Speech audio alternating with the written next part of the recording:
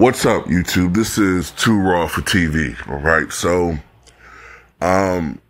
this is a topic that I've been thinking about more.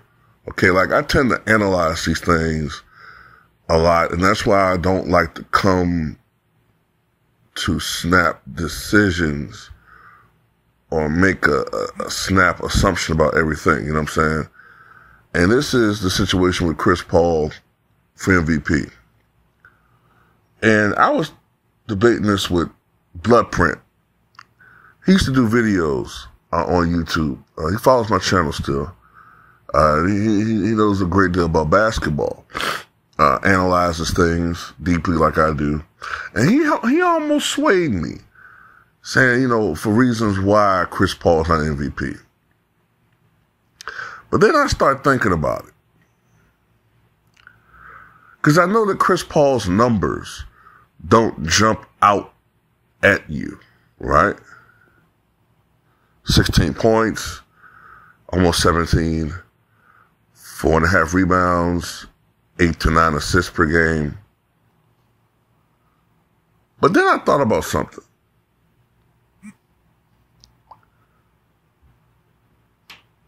You look at Steve Nash. That first year that he won the MVP, 2004, 2005, right? He averaged, I think it was 15.5 points, 3 rebounds, and he did lead the NBA with, I think, 11 assists. But I believe in that first MVP year, I think Steve Nash was about, I want to say he was 29, right? Chris Paul is 36 and clearly on the downside of his career.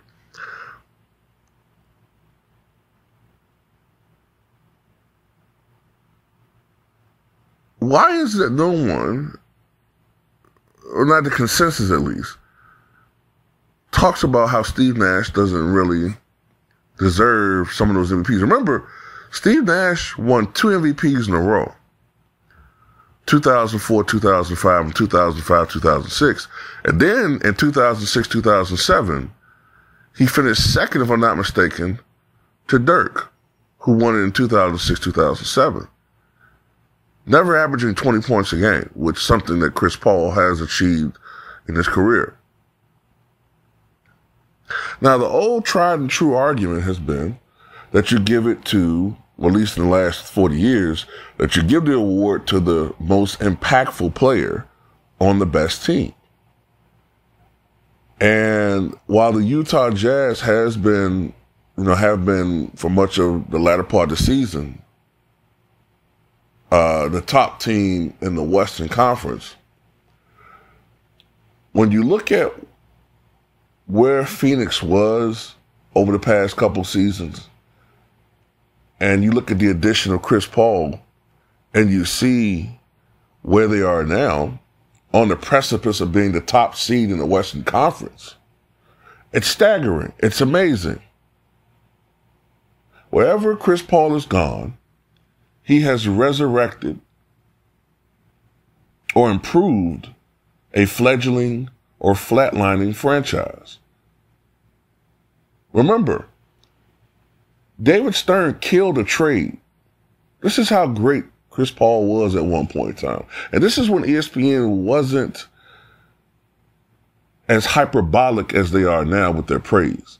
Remember at one point in time in Chris Paul's prime, when he was with the Hornets, they were comparing him to Isaiah Thomas and saying that this guy was destined to become, possibly, if everything goes right, the greatest little man in the history of the NBA. I remember that. Not Curry, not any of those. It was Chris Paul. It wasn't the fact that he was the most athletic. It was his basketball IQ, his decision making, and the fact that he was the best pure point guard in the NBA. Better than Rondo, who was getting more limelight because he was on a championship team at that time. And Rondo was very, very good, and he is going to be a Hall of Famer, maybe not first ballot, but Chris Paul is on another level. People are forgetting about how Chris Paul was. But anyway, David Stern nixed that trade, not only because it would have been unfair in his eyes, the Lakers probably won at least 2 championships. But Chris Paul was desperately needed in Charlotte to keep that franchise afloat.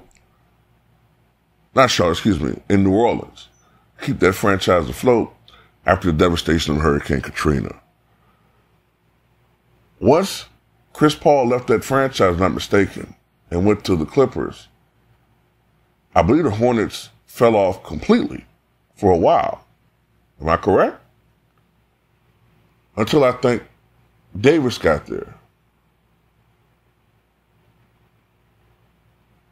He goes to the Clippers, who have been historically an awful franchise ever since the days of Bill Walton being there, right? They don't win a championship. And you can criticize that maybe they should have done even more. But he made them at least a contender in the Western Conference. He goes to the Hornets, and at their peak, they're a 65-win team that should have beaten the Golden State Warriors with Kevin Durant there. He goes to the Thunder, and a team that most experts were thinking that, at best, they might win 30 games. He takes them not only to the playoffs, but to the edge, just to the brink of beating his former team, the Houston Rockets. It went down to the final possessions of Game 7. And now he goes to Phoenix and takes this team from out of the playoffs, nowhere near the playoffs, to the second seed in the Western Conference, and they might possibly become the first seed. That's remarkable. The only other point guard I can think of with this type of track record is Jason Kidd.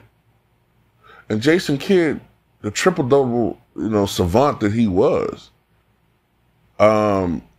wasn't quite the scorer that Chris Paul was or is. And Chris Paul is doing this at an age where Jason Kidd was sort of beginning to fall apart a little bit, I think Jason Kidd was 36 in 2010. Yeah, so he was starting to fall apart a little bit by that time. He was still good enough to be, a good complementary with another superstar, but Chris Paul is getting up there, and he's still doing his thing, man.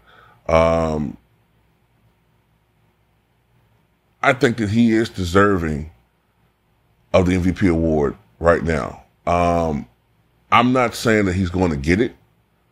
There are other candidates, but the injury bug has plagued the NBA this year, so you have to put that into consideration. I know that the league was, I know that the media was pushing a certain guy earlier this year that fell apart. The other guy on that team, the Lakers, went down due to injury. Durant has been injured throughout the entire season for the most part. Kyrie Irving has played well, but I don't know if you'll call him an MVP candidate. James Harden for a minute had that claim, but an injury struck him. Kawhi Leonard is still there, but he hasn't done anything that's drawn attention to himself. Other than the fact that technically he's been more healthy than some of the other people that criticize him for load managing. And Joel Embiid, who was an MVP candidate and leading candidate, he's been injured for a time period, missing a lot of games. So the one steady guy has been Chris Paul. Even Donovan Mitchell's recently been injured. So Chris Paul, to me, is definitely a candidate. And I'm going to tell you something else, too. There were some people, I'm not saying that I agree with it, but there are some people who think that the year that Kobe did win the MVP award, Chris Paul should have won it. And remember, some people will tell you that Kobe won the MVP that year as a makeup for the years that he didn't win it and it went to someone else. Where what I'm saying right now, Chris Paul, I know you like people say, oh, you shouldn't do it for those reasons. But look, one of the things missing from Chris Paul's resume, other than a championship and a finals MVP, is a league MVP. All right? That was one thing that Jason Kidd never attained.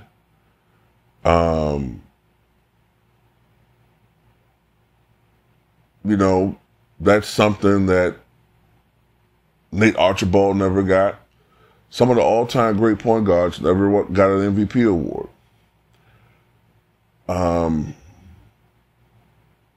I think that would be a tremendous honor for his legacy, because there are a lot of people who don't know basketball, honestly, and they like to shit on this guy. If you actually look at Chris Paul's record and resume, are there some things he should be criticized for? Are there some moments in some games where he choked? Absolutely. But for the most part, what's hurt Chris Paul more than anything has been unfortunate injuries and just fucking bad luck. Okay? Playing on teams that didn't have the adequate amount of talent. Playing with guys who unfortunately choked, or having a team that when you were hurt with a hamstring injury and you could not play, watching your team go 0 for 27 from beyond the three-point range and not being out there to try to do something different because the coach out there is a complete idiot.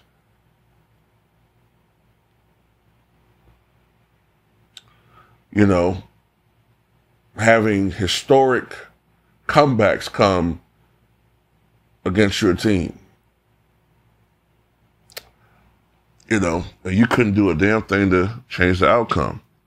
So there have been some times when bad luck has been has hurt and played Chris Paul. But this guy is a champion. You know, anybody that knows basketball knows that if you put Chris Paul on a championship level team and that team is healthy, to me, they'd be the odds favorite, the odds-on favorite to win a championship every year. If you had LeBron James, if Chris Paul played with LeBron James and Anthony Davis, and they made the right adjustments playing with Chris Paul, I guarantee you they win a championship.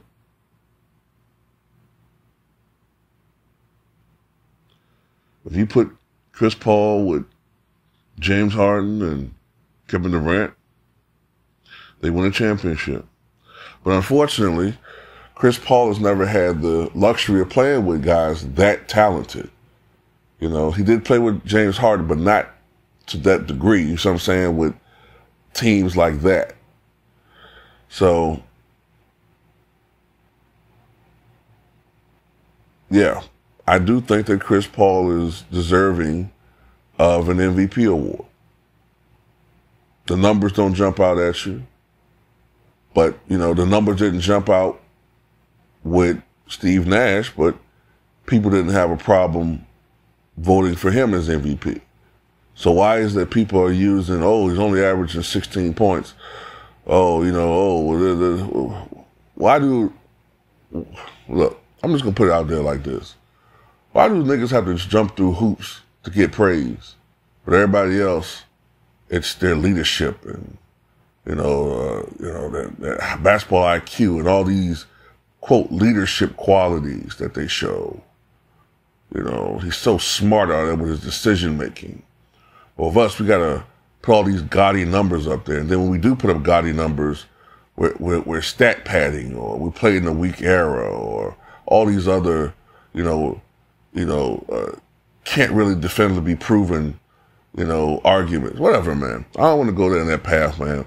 Chris Paul, if he stays healthy for the next 10 games, give him the fucking MVP award. You know what I'm saying? That's just my opinion. So what you guys think?